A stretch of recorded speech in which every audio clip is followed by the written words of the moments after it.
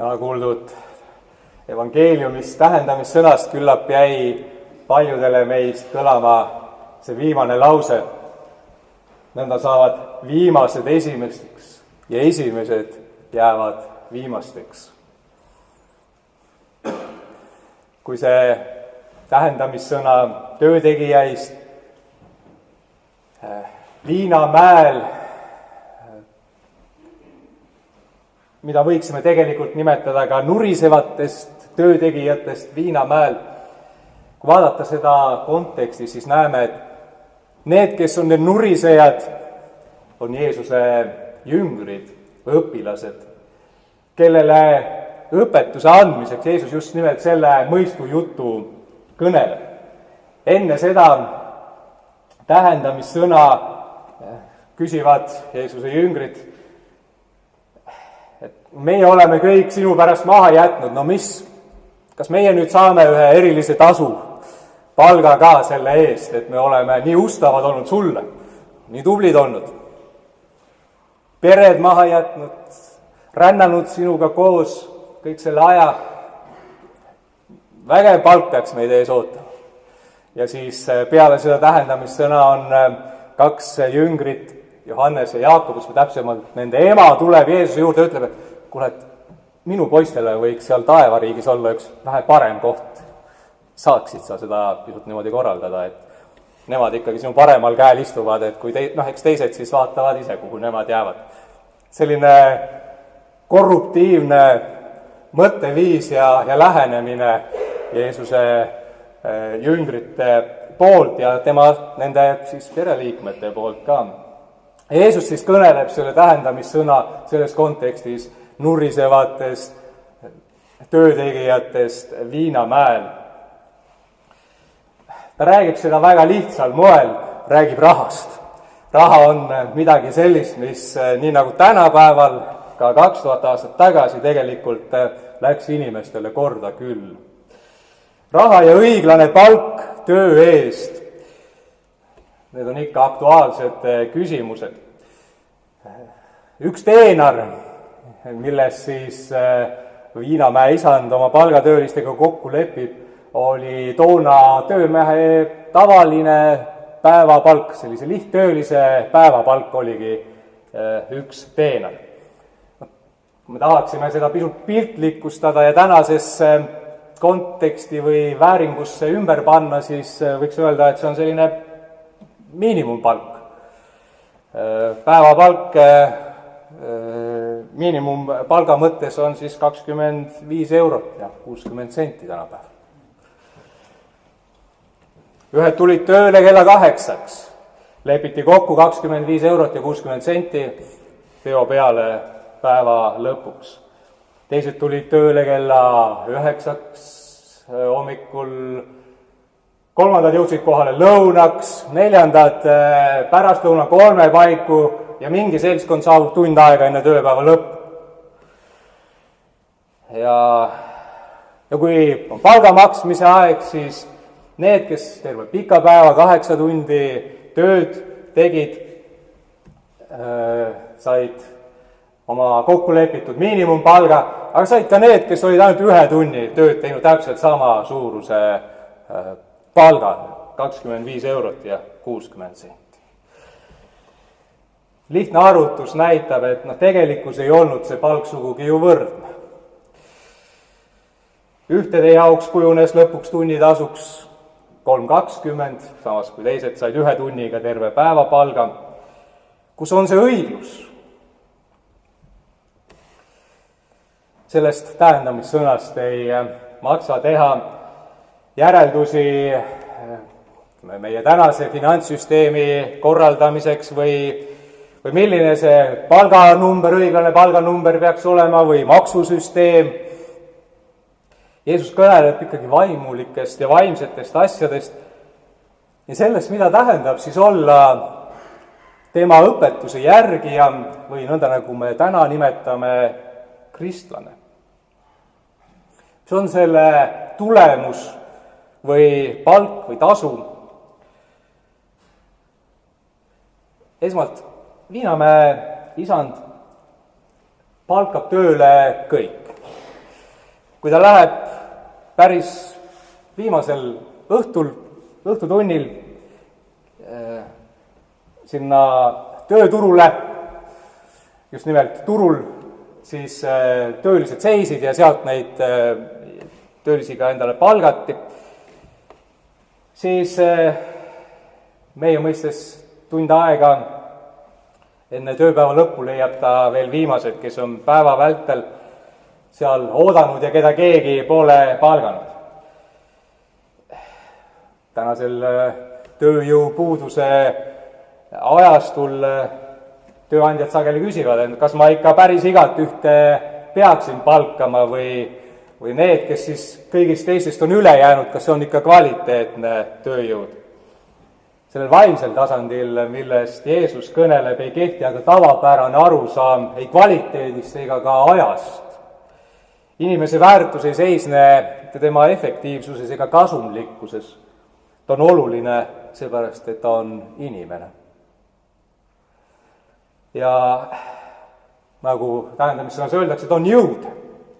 Tal ei ole ülesannet või mõtet, mis tema jaoks on Jeesusel sõnum. Just temal on koht sellel Viinamäel, just teda sinna oodatakse. Vaimuliku elu elamine, siin siis Jeesuse järel käimine, tema õpetuse ja elu enesele juhtnööriks seadmine annab inimesele mõtte ja tema elule tähenduse. See jõudeolek, tegevuseta olek on ehk päris hea võrdlus selle kohta, kui keegi elab maailmas ilma, et ta seda maailma oleks püüdnud mõtestada. Nii nagu inimene, kellel ei ole mingit ülesannet. Tal ei ole ühtegi kohustust. Ärkad üles hommikul, ühel hetkel ikka uni läheb ära, kõht saab tühjaks, siis sööd kõhud täis ja sul ei olegi nagu mingit vastutust. Elad oma päeva saadad mööda nõjatud seinanajal ja ootad, et midagi nüüd hakkaks siis juhtuma. Keegi tuleks ja ütleks, et kuule, tee seda või tee toda. Tänapäeva selle seina asemel on ilmselt televiisor ja muud meelelahutusvahendid, millele toetudes inimesed oma päevi, jõude olemise päevi mööda saadavad. Sellest vaimsest jõudeolekust, tegevusetusest sünnib selline mõttetuse tunne ja lõpuks apaatne ükskõiksus. Jeesus ütleb, et need, kes tema järel käivad ja ennast tema õpetusest juhatada tahavad lasta, leiavad endale mõtestatud elamise viisi. Nad leiavad selle viisi, kuidas elada nii, et elul oleks tähendus, et iga päev ja iga hetk sellel oleks väärtuslik, varahommikust alates. Sa ei ela lihtsalt ühte suvalist päeva, vaid sa elad sinule antud erilist kingitud päeva. Aga teine mõte, mida siit tasub välja noppida ka tähendamissõnast, on seotud õiglusega.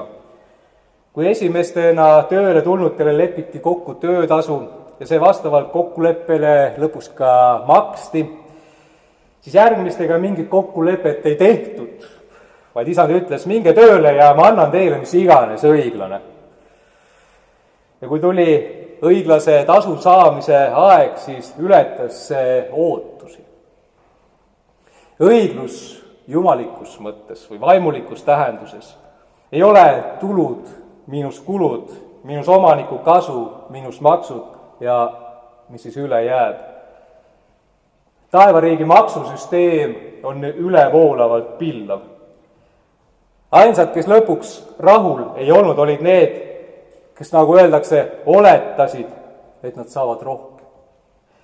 Neil oli tekkinud mingi oma kujutlus sellest, mis peaks olema ja sattusid lõpuks selle kujutluse vangi. Ja see valmistas neile probleeme. Mitte tasu, mis nad said, vaid see oletus, millega nad elasid. Taevariik ei ole taevas.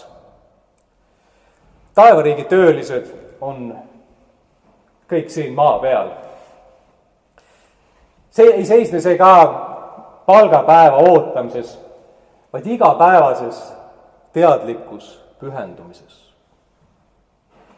Meid kõiki on sellele vaimsele nägemisele ja elu mõtestamisele kutsutud. Seejuures elame oma elu ikka siin ja praegu, elame tänast päeva ja igasugused mõtted selle üle, kas ja mida kord igavikus kingitakse, kui see aeg siin otsa saab, on õigupoolest üleliigsed. Igal juhul on tulemus õiglane. Kerge on aga sattuda oma kujutluste kütkisse, oma oletuste vangi ja unustada koguni, milleks vaimulik elu ja usk üldse on. Mitte selleks, et kord oleks taevas suur hulk tublisid inimesi, vaid selleks, et siin maa peal oleks rohkem lootust ja rohkem mõtestatud armastust. Vaimulik elu tähendab siis elada siinset elu tähendusrikkalt ja pühendunult. Meie ülesanne on oma elu ja tegevusega teha seda maailma pisutki rohkem vastavaks sellele ideaalile, mida nimetatakse Jumala tahteks või taevariigiks. Pühale Franciscusele omistatud sõnad võtavad selle väga kaunilt kokku. Seal, kus on vihkamine, lase mul külvata armastust. Kus on ülekohus, andestust. Kus on kahtlus, usku. Kus on lootusetus, lootust. Kus on pimedus, valgust. Ja kus on kurbus, rõõmu. Ja palvetaja jätkab. Tänu sellele võin ma lohutada rohkem, kui otsida lohutust, mõista rohkem, kui otsida mõistmist, armastada rohkem, kui otsida armastust. Sest andes me võtame vastu. Andestades saame andeks ja surres sünnime igavesele elule. Ehk, nagu Jeesus ütleb, viimased saavad esimesteks ja esimesed jäävad viimasteks.